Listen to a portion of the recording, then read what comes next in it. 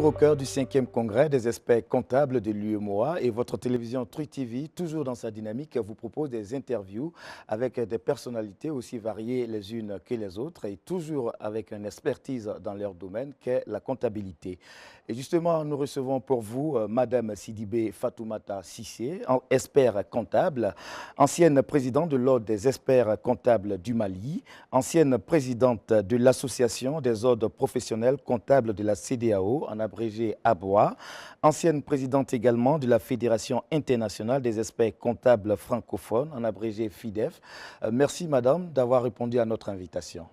Merci.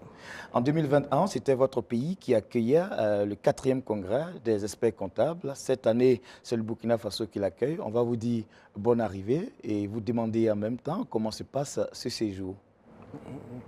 Merci beaucoup. Donc, avant de répondre à votre question, j'aimerais quand même vous remercier de l'occasion que vous nous donnez de parler de ce congrès et surtout de tous les efforts que vous faites pour la diffusion de notre congrès, parce que c'est un congrès régional qui appartient aux ordres des 8 pays de l'UEMOA et que nous organisons de manière tournante. Et le Mali l'a organisé en 2021 sur le thème expert comptable, expert fiscal.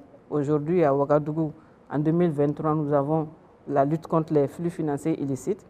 Il faut quand même remarquer que ce thème se place dans la continuité de ce que nous avons fait au Mali, parce que la fiscalité, également, le thème que nous avons choisi, c'est un peu la lutte contre l'évasion fiscale et autres qui sont également des flux financiers illicites.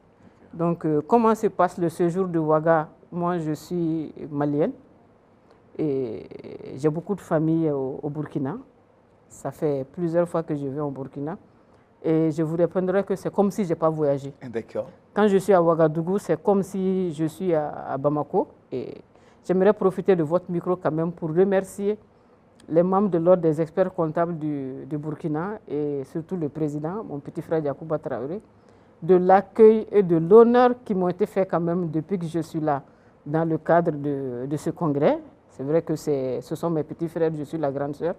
J'ai été vraiment traitée en grande sœur avec tous les honneurs que cela mérite et je voudrais quand même profiter de votre micro pour leur dire merci. D'accord. Voilà. Et rassurez-vous, vous serez également traité comme cette grande sœur dans ce fauteuil où vous êtes installé pour le compte de Truc TV. Et justement, un thème aussi important, vous l'avez dit, expert comptable, lutte contre les flux financiers illicites. Et dans la dynamique, vous développez un thème, éthique et déontologie de l'expert comptable à l'épreuve de la lutte contre les flux financiers illicites. Alors, tout de suite à chaud, comment est-ce que cette éthique et cette déontologie de l'expert comptable peut permettre de lutter contre ces flux illicites? Voilà, nous sommes déjà, je ne sais pas, nous sommes une profession réglementée, très fortement encadrée, parce que nous sommes regroupés au sein d'un ordre professionnel et créé par une loi nationale avec des devoirs et des obligations. Et notre mission en tant qu'expert comptable, les gens ne le savent pas, mais nous sommes un maillon essentiel du développement économique de nos pays. Parce que notre mission, c'est surtout de garantir la sécurité des relations financières, que ce soit au niveau du pays ou au-delà du pays.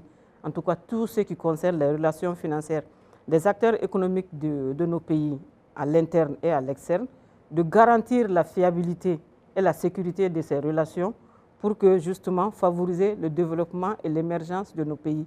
Donc, vous voyez déjà la lourde responsabilité que la loi nous donne à ce niveau.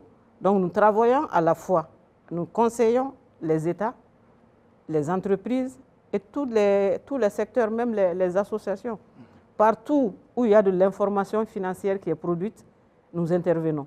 Et nous intervenons soit pour aider à produire cette information, pour que justement les failles qu'elles peuvent contenir soient en tout cas le plus minimisées ou bien même éradiquées, mais également nous intervenons dans la validation en tant que commissaire aux comptes pour la certification des informations que nous n'avons pas produites, mais nous vérifions quand même qu'elles répondent aux critères de fiabilité souhaités par nos États avant qu'elles ne soient diffusées.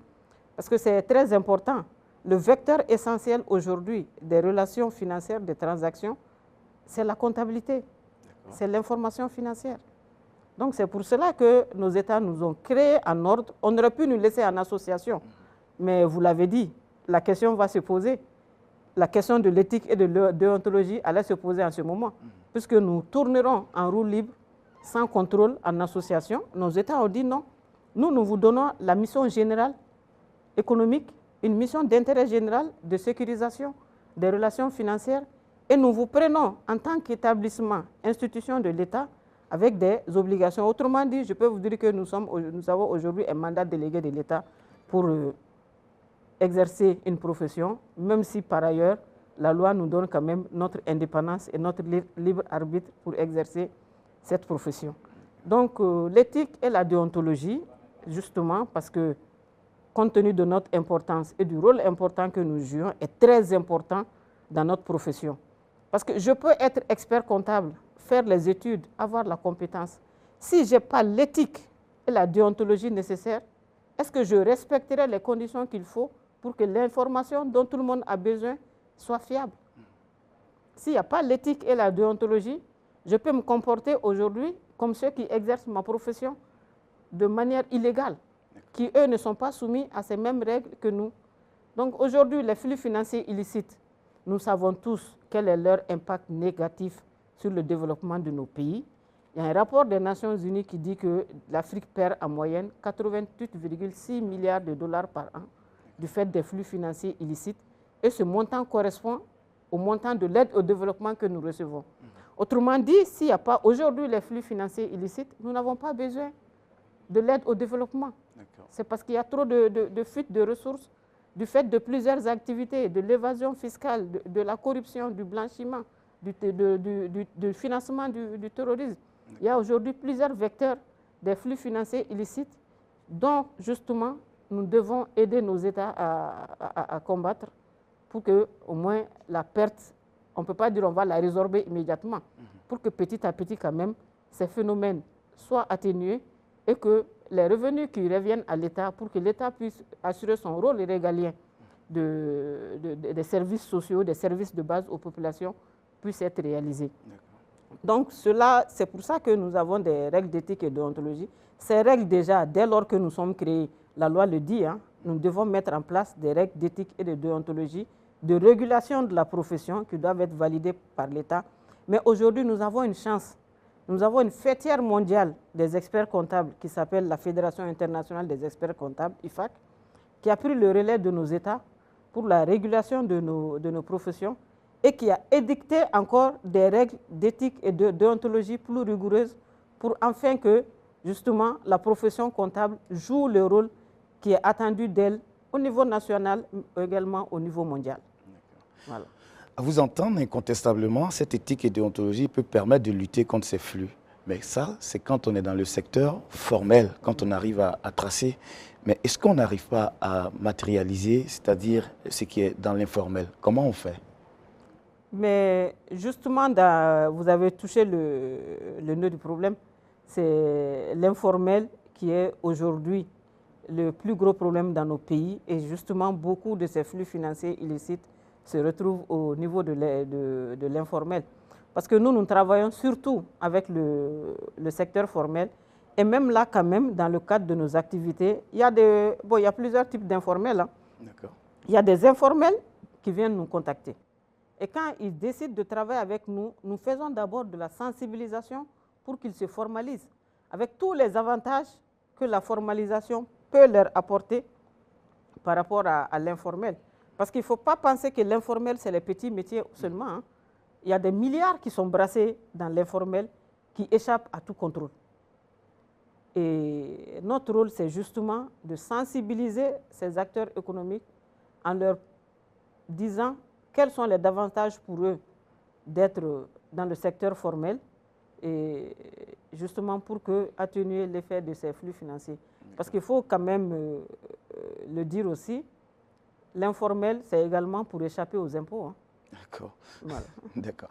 Justement, dans d'autres sous-régions, il est clair, il est indéniable que ces flux illicites existent. Mais quels sont les pays dans lesquels on peut dire qu'on a le pic, c'est-à-dire le niveau le plus élevé? Bon, le niveau le plus élevé, je vais le dire quand même sur la base du dernier rapport d'évaluation nationale de nos pays. Les 3 pays qui sont sur la liste grise aujourd'hui, c'est le Sénégal, le Mali et le Burkina, dans notre sous-région. Ça ne veut pas dire que les autres sont clean, hein. Donc, en tout cas, ceux pour qui le niveau est très élevé, le constat a été fait que c'est nos 3 pays, le Sénégal, le Mali, le Burkina. Est-ce que quelque chose pourrait expliquer cela? Bon, quelque chose peut l'expliquer. Pour le Mali et le Burkina, vous savez quand même que nous sommes dans une situation de lutte contre le terrorisme. Également, l'un des vecteurs essentiels aujourd'hui des flux financiers illicites, c'est le financement du terrorisme. Donc, du fait de ce financement de ce terrorisme que nous ne parvenons pas à endiguer, draine beaucoup de ressources dont les origines sont illicites.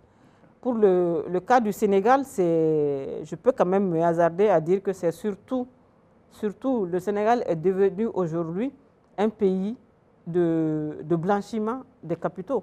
Quand vous allez au Sénégal aujourd'hui, vous regardez le boom de l'immobilier. La plupart de ces grands immeubles qui coûtent des milliards n'appartiennent pas aux Sénégalais. Ça appartient à des opérateurs d'autres pays de la sous-région ou d'Afrique qui veulent échapper à la fiscalité dans leur pays ou dont l'origine des fonds n'est pas licite, qui résulte d'activités illicites. Voilà. Alors, c'est clair, la chose elle est complexe parce que très souvent, ces flux illicites-là passent par des personnes qui eux-mêmes ont l'expertise et eux-mêmes peuvent parfois montrer les failles qu'il faut utiliser pour pouvoir faire passer ces flux-là.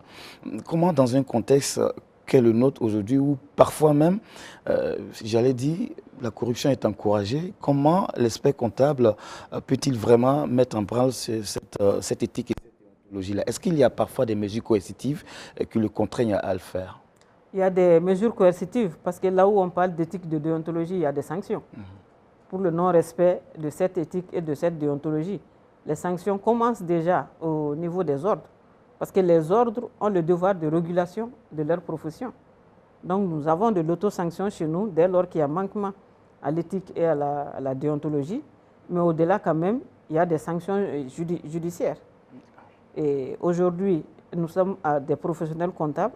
Notre responsabilité civile et pénale peuvent être mises en cause dans certaines activités, comme le non-respect, par exemple, de la loi sur le financement du terrorisme et le blanchiment des capitaux. Vous êtes soumis à des obligations qui parfois vous amènent à dénoncer certains flux. Est-ce qu'en arrière, il y a aussi des dispositions qui sont prises pour vous protéger? Malheureusement, non. Et ça, nous l'avons dit à nos États et à tous les organismes impliqués dans la lutte contre les flux financiers illicites. Aujourd'hui, pour ce qui concerne les flux financiers illicites, justement, nous avons une obligation de déclaration de soupçons dès lors que nous avons des doutes sur l'origine des fonds des clients qui viennent nous voir. Donc, cette déclaration, normalement, nous la faisons de manière... elle n'est pas anonyme, mais nous nous adressons à des organismes qui s'appellent les CENTIF dans nos pays, les cellules de traitement de l'information financière, qui existent dans les 8 pays de l'UEMOA. Nous devons faire nos déclarations de soupçons auprès de cette entité, sauf que les choses étant ce qu'elles sont, il y a des fuites. Il y a des fuites parce que les clients peuvent savoir qui a déclaré. Et là, ça ne nous met plus en sécurité. Ça ne nous met pas en sécurité de deux façons. La sécurité financière. Parce que dès lors que tu fais ça, tu perds ton client. Mais ce n'est pas ça le plus grave, parce qu'on a fait notre devoir moral. Et le plus grave, c'est notre intégrité physique qui est souvent menacée. Et là, l'État ne nous protège pas. Donc, nous le disons tout le temps à qui de droit. Peut-être qu'il faut, au-delà de ces textes, quand même, mettre en place des mesures de protection des personnes qui sont soumises à ces déclarations de soupçons. Il n'y a pas que les experts comptables, hein. Il y a toutes les professions réglementées juridiques aussi, les avocats, les notaires, les huissiers, les commissaires, priseurs et d'autres activités, même les établissements financiers. On dit très souvent qu'en Afrique, on a l'impression qu'on est champion des rapports. Chaque fois, des rapports sont produits, mais les mesures politiques ne suivent pas après. Est-ce que vous pensez que, malgré tout le travail que vous abattez, il y a quelque chose qui manque au niveau politique? C'est vrai que nous avons de bons textes, mais l'application de ces textes pose beaucoup de problèmes. Et souvent, ce n'est pas la capacité de nos États. Et c'est justement le thème de mon atelier qui commande tout ça. C'est des questions d'éthique et de déontologie. Parce que l'éthique et la déontologie ne s'appliquent pas qu'aux experts comptables, hein, qu'aux professions réglementées de manière générale. Elles s'appliquent à ceux qui travaillent pour l'État et pour le compte de l'État aussi. Et c'est là justement où il y a c'est le maillon faible. Et les manquements d'éthique et de déontologie ne sont pas très souvent sanctionnés dans nos États. Et vous le savez comme moi, c'est surtout pour des raisons politiques souvent. On prend du plaisir à vous écouter, on en sait davantage, mais on va s'arrêter là pour cet entretien. Est-ce que vous avez un mot pour la fin? Un mot pour la fin, c'est que moi, je me réjouis du thème de ce congrès. Et ce congrès se place dans la juste ligne de ce que nous faisons au niveau de la FIDEF et de l'UEMOA. Parce que depuis 2017, quand les lois uniformes ont été prises au niveau de l'UEMOA en 2016, nous avons mis en place une série de formations pour les experts comptables membres des pays de la FIDEF, dont les 8 pays membres de l'UEMOA, justement, pour prendre à bras le corps cette question de lutte contre les flux financiers illicites, d'appropriation de cette loi et de qu'est-ce que nous devons faire en termes de normalisation et de revue de notre éthique pour pouvoir jouer le rôle que la loi nous demande de jouer. Donc, nous avons fait ces formations en 2017. Également, en 2021, nous avons organisé un grand colloque en Tunisie, toujours dans le cadre de la francophonie, sur la même question de flux financiers illicites. Et aujourd'hui, en 2023, nous sommes en congrès à Ouagadougou avec le même thème. C'est quand même pour vous dire l'importance de ce thème pour nous, experts comptables, et la volonté pour nous de jouer notre rôle justement dans la lutte contre ces flux financiers illicites.